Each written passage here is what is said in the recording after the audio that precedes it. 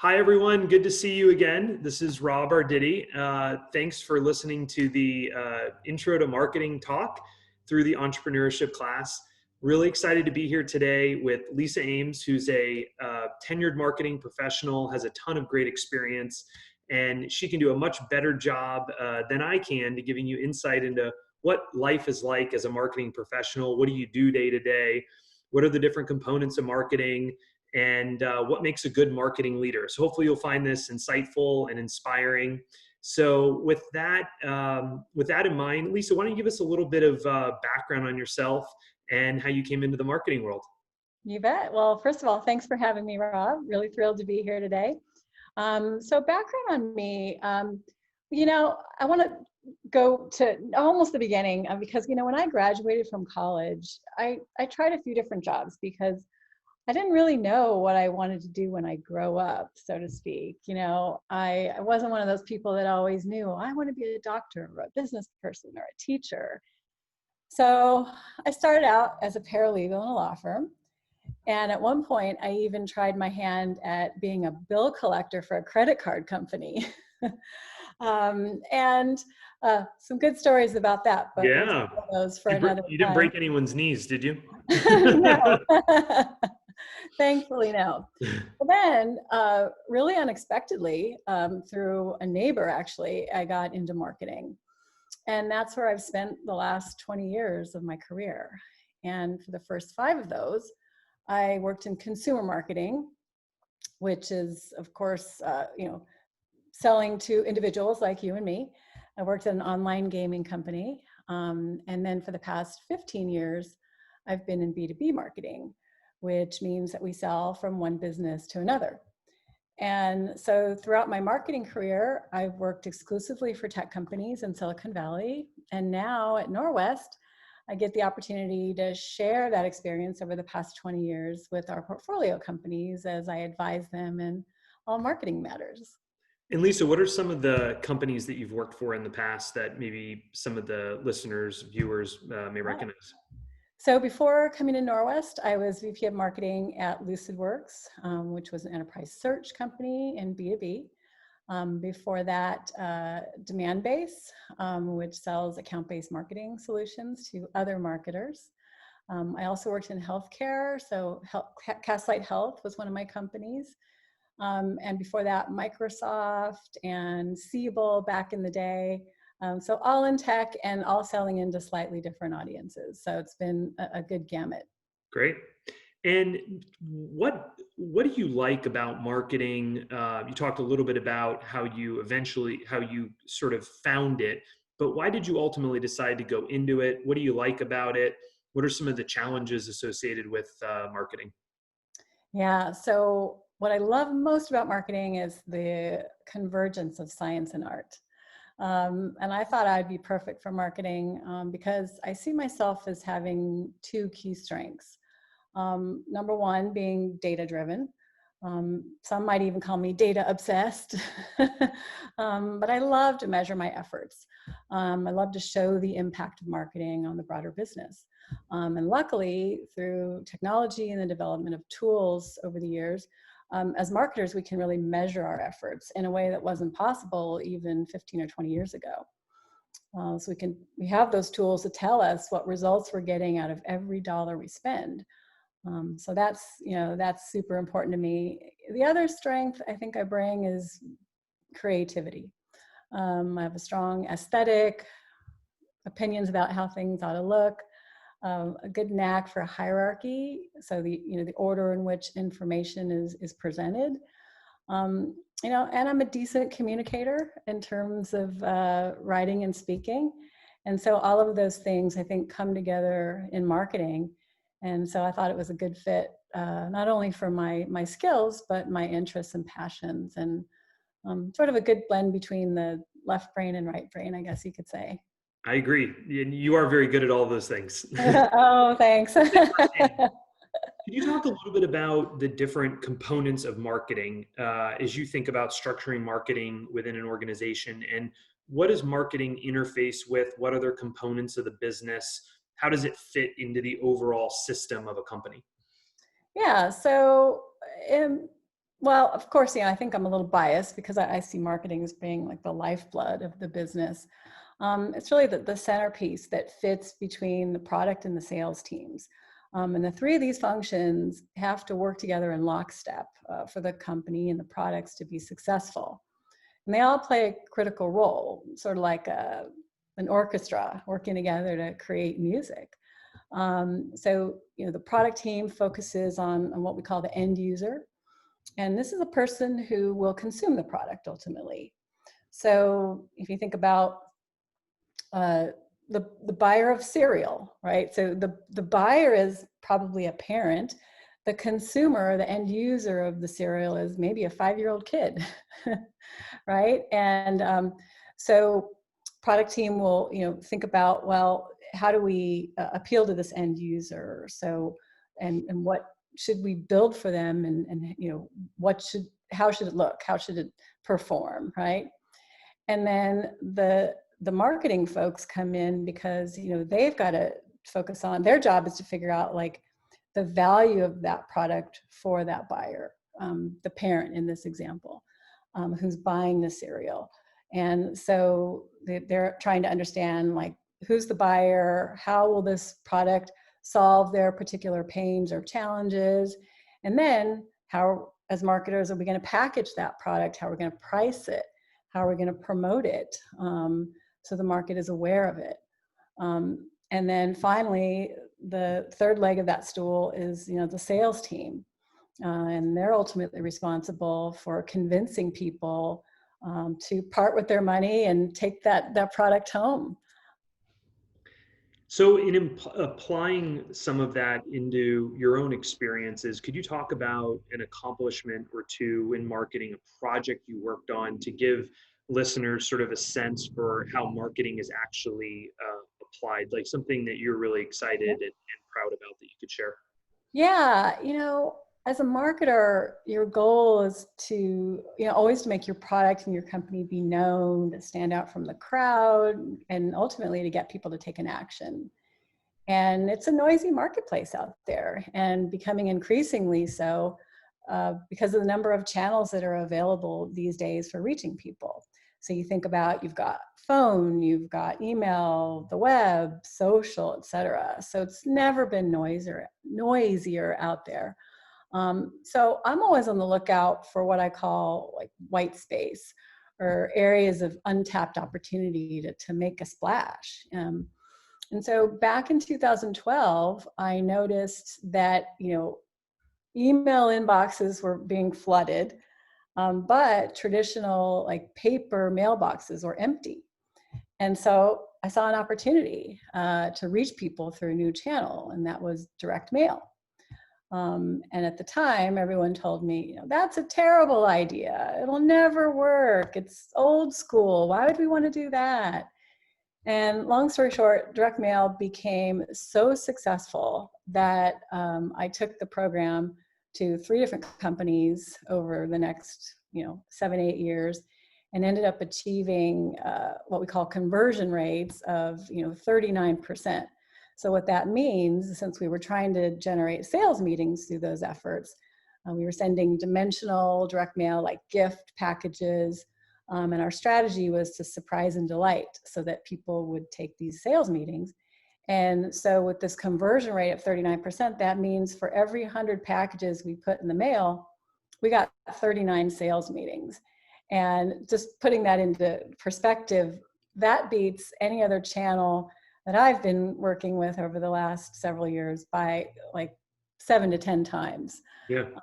And so now, direct mail is all the rage in the market. Everybody's doing it.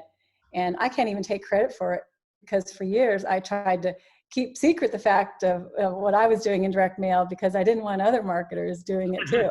That's great.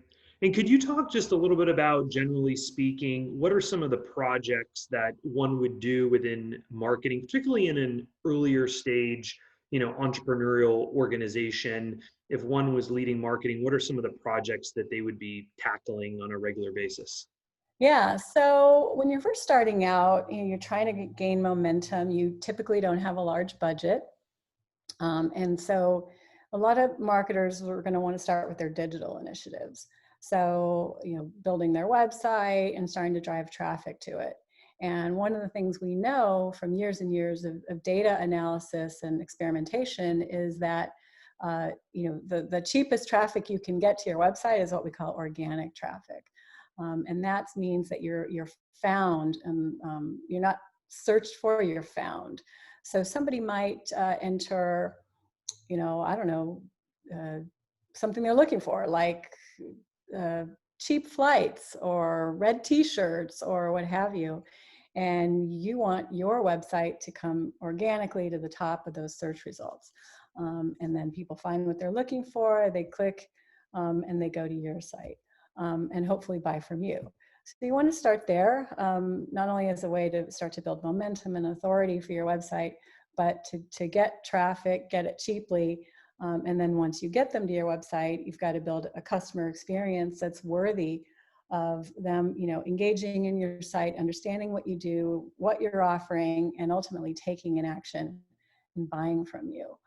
So that's definitely where I would start, and where a lot of early stage companies do begin their efforts. And then as you grow in sophistication, well, of course, part of that, especially if you're in B2B, is going to be developing a content machine.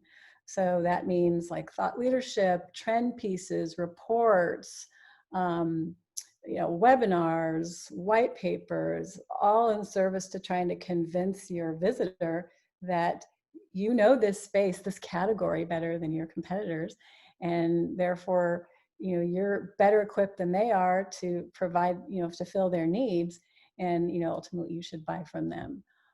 So the content piece is really important. And then getting yourself out there, starting to grow your database organically. You can't just keep marketing to the same people you've already got. You've got to get new people into the mix. So you can start branching out into paid ads, like pay-per-click via Google. You can start sponsoring things like trade shows pre-COVID, and maybe to return someday soon, or sponsoring webinars or virtual roundtables, that type of thing. And how does marketing get involved in the sort of the pricing, the product, how the overall brand is positioned? So very central, like that's sort of what I call the 4 Ps of marketing. So you've got positioning, you've got packaging, pricing, and promotion. So let's just break these down a little bit. You've got, positioning is job 1 for a marketer, and that's where we figure out where our product fits into the broader market. Who's this product for? What needs does it solve for that person? What other options do they have for solving that need? And those other options, of course, are our competitors. And we need to know how we stack up against our competitors. And that's called competitive positioning. And then with packaging, that's where we figure out how to make our product most appealing to buyers. So when people think about packaging, they oftentimes think of it in terms of a physical package. Like a cereal box, using the example from earlier.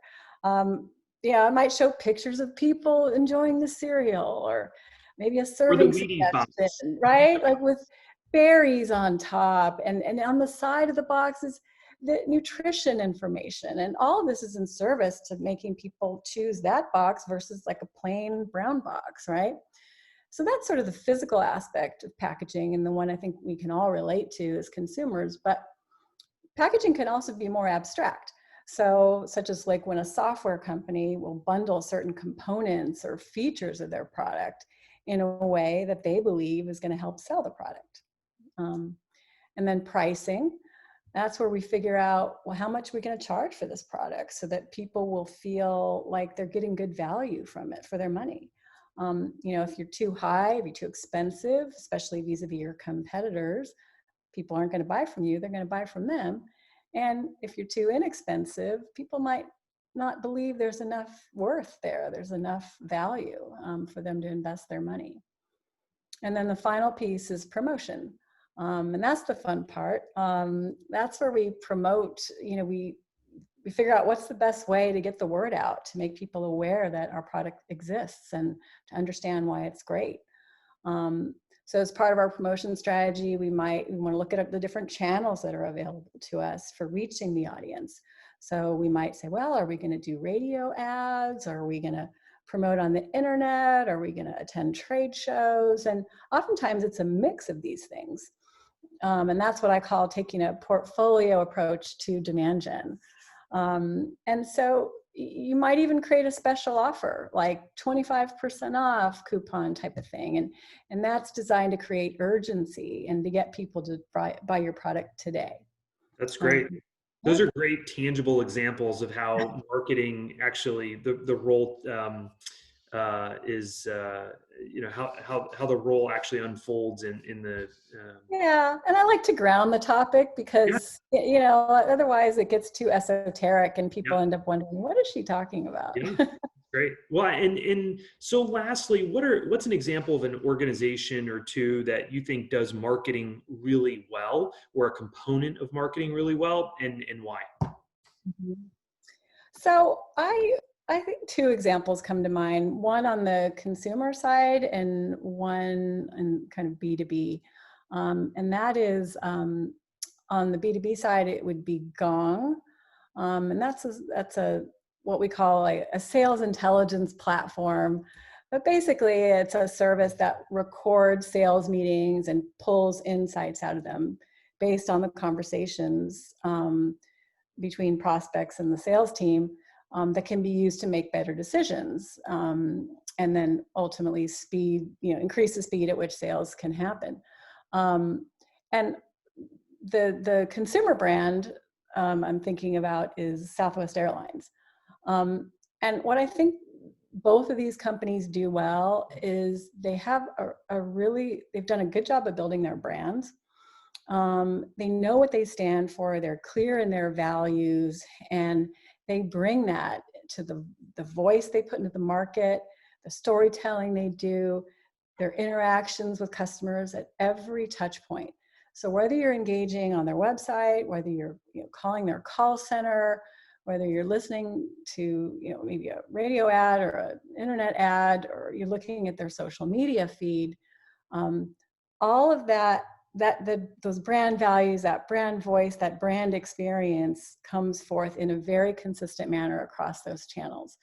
And I think they're both a bit irreverent. And I like that. I think that really strikes a chord with people, especially who may be untrusting of companies. And they want to see some humanity, especially now. Yeah, those are really good examples. Well, thanks, Lisa, for joining and sharing some of your experiences. It's great for everyone to hear from a seasoned marketing leader and someone that's been involved in all the different components of marketing, and also in different stages of companies and types of companies. So thank you so much for sharing your time. You bet. I'm so happy to share. And I guess I wanted to add one thing to our conversation, if we have a minute. Yeah. I want to talk a little bit about leadership, because I think our audience, this is something that they're probably striving for, and they're early in their lives and thinking about entering their careers. And, as a woman in business and, as a mother of a 17-year-old daughter, I think about this a lot, and how, women haven't always had opportunities to pursue leadership positions. Certainly, my mother was in the workforce for 40 years and never broke out of an administrative role. And that's really changing. And I think we have to do everything we can to empower girls and women to reach higher. And so I'm just so happy to see your involvement in this organization, and really supportive of the work you're doing. And I just wanted to end on that note. That's a great note to end on, and I know you're serving as an inspiration to the the Kishore Girls Academy students as they go out and pursue their goals. And so many of them have already accomplished amazing things, who have already left the school, gone through university, and the audience here have no doubt they will accomplish amazing things as well. So thanks for being the inspiration and sharing your experiences. You bet. Thank you for having me.